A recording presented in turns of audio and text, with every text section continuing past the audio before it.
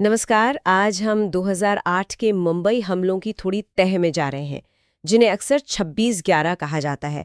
हमारे पास जो जानकारी है उसमें इन हमलों की आप कह सकते हैं एक पूरी तस्वीर है, मुख्य घटनाएं क्या थीं और उनके क्या असर हुए। हमारा मकसद है कि इन स्रोतों से जो ज़रूरी बातें हैं, जो सबक हैं, उन्हें समझें।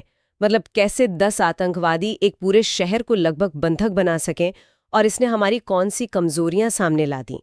तो बात शुरू होती है 26 नवंबर 2008 से, जब मुंबई पर एक के बाद एक कई आतंकी हमले हुए और ये सिलसिला मतलब करीब 60 घंटों तक चला था। पता चलता है कि पाकिस्तान स्थित आतंकी समूह लश्कर-ए-तैयबा LET जिसे कहते हैं, वो इस इलाके में कई हमलों के लिए जिम्मेदार रहा है। तो उसी के 10 हथियारबंद आतंकवादी समुद्र के रास्ते कराची से मुंबई में घुसे थे। ये सिर्फ घुसपैठ नहीं थी, एक सोची समझी रणनीति थी पूरी, है ना? हाँ बिल्कुल।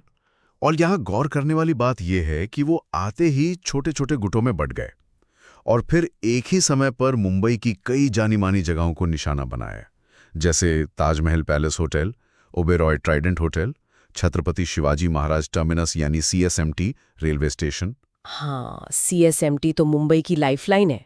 सही बात है। फिर मशहूर लियोपोल्ड कैफे, नरीमन हाउस जो एक यहूदी सामुदायिक केंद्र था, और कामा अस्पताल भी। उनके पास हथियार भी देखिए, AK-47 राइफलें, ग्रेनेड, विस्फोटक तो थे ही, साथ में सैटेलाइट फोन और GPS डिवाइस भी थे। तो ये दिखाता है भी प्लानिंग कितने ऊंचे लेवल की थी। उन्हें लगातार कहीं बाहर से निर्देश मिल रहे थे। और ताज होटल, वो मंजर तो शायद सबसे भयानक था। लगभग 60 घंटे घेराबंदी चली, लगातार गोलीबारी, धमाके। हाँ, बहुत मुश्किल हालात थे। यहीं पर फिर राष्ट्रीय सुरक्षा गार्ड NSG कमांडोज ने मोर्चा संभाला। वो हमारी खास आतंकवाद रोधी इकाई है। लेकिन इस पूरे ऑपरेशन में एक बहुत अहम बात हुई। हाँ। एक आतंकवादी अजमल कसाब जिंदा पकड़ा गया। हाँ, कसाब का जिंदा पकड़ा जाना, वो इस पूरे मामले में एक टर्निंग पॉइंट था कह सकते हैं, क्योंकि ऐसे हमलों में अक्सर हमलावर मारे जाते हैं या खुद को उड़ा लेते हैं।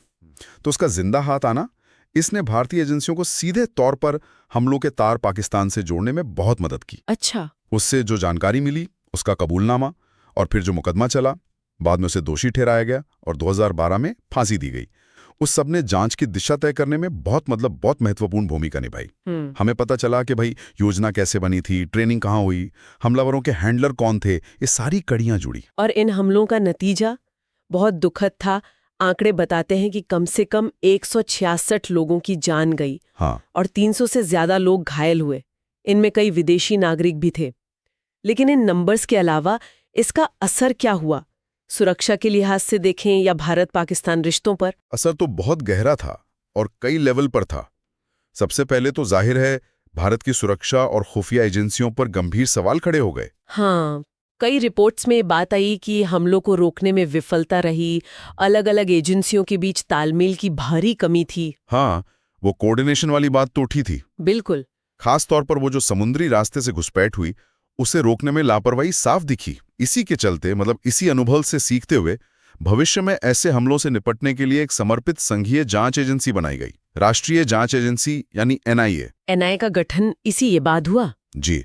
और यह सिर्फ एक नई एजेंसी बनाना नहीं था, ये आतंकवाद से निपटने के हमारे तरीके में एक बुनियादी बदलाव का संकेत था। दूसरी तरफ भारत और पाकिस्तान के रिश्ते, जो पहले से ही कुछ ठीक नहीं थे, वो तो और बिगड़ गए होंगे। हाँ, वो और ज्यादा बिगड़ गए, तनाव बहुत बढ़ गया और पूरी दुनिया ने जाहिर है इन हमलों की कड़ी निंदा की। तो मतलब 26/11 सिर्फ एक आतंकी हमला नहीं था, ये एक ऐसी घटना थी जिसने पूरे देश को हिलाकर रख दिया। हाँ, सही कहा। ये एक राष्ट्रीय त्रासदी बन गया और इसने भारत की जो आतंकवाद विरोधी नीति है उसको हमेशा के लिए बदल दिया।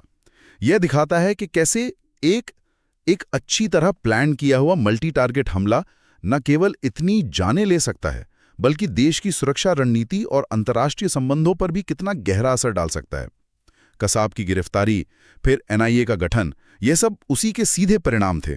तो अगर हम संक्षेप में देखें, ये स्रोत हमें बताते हैं कि 26/11 एक बहुत ही प्लान्ड, कोऑर्डिनेटेड हमला था, जिसके नतीजे बहुत गंभीर हुए। हमारे सुरक्षा तंत्र में जो कमियां थीं वो सामने आईं। कसाब की गिरफ्तारी जांच के लिए बहुत जरूरी साबित हुई। हाँ। और इसी के चलते NIA जैसी संस्था बनी और भारत पाक रिश्ते और तनावपूर्ण हो गए। बिल्कुल। स्रोतों से ये बातें तो साफ हो जाती हैं कि यह घटना क्या थी और उसके फौरी नतीजे क्या हुए। और शायद इन स्रोतों को देखते हुए एक सवाल जो मन में आता है और जिस पे शायद सुनने वाले भी सोच सकते हैं, वो ये कि इन हमलों का मुंबई शहर के लोगों के मनोबल पर और पूरे देश में जो एक सुरक्षा की